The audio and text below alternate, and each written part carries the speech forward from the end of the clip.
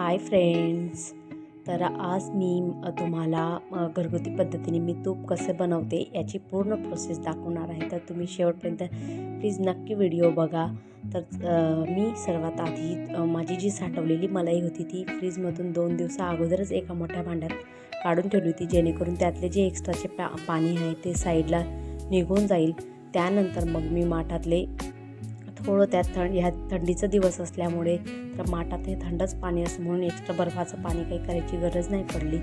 आणि मग मी छान असं थोडं थंड पाणी टाकून ब्लेंडरच्या साहाय्याने छान असं फिरवून घेतलं, जेणेकरून सगळं एक्स्ट्राचं त्यात जे पाणी किंवा दूध वगैरे असेल ना ते छान असं वेगळं निघून जाईल आणि लोणीही आपली सेपरेट निघेल.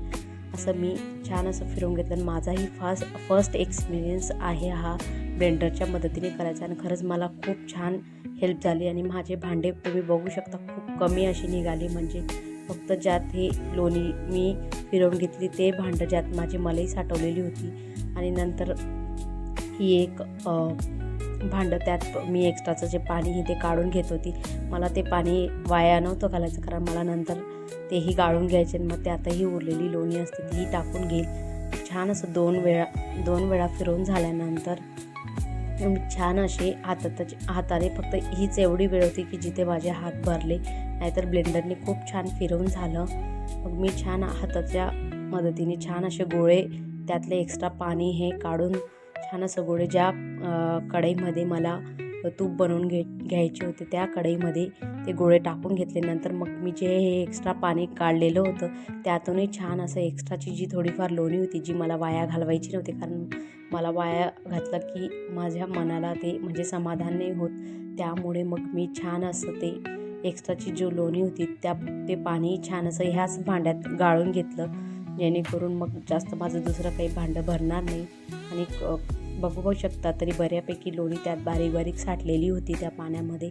मग ती छान असं गाळून ह्या कढईमध्ये सगळे गोळे वगैरे टाकून दिले. आणि हे एक्स्ट्राचं पाणी आहे ज्याला ताक म्हणतो, पण मी काही ते ताक म्हणून यूज करत नाही.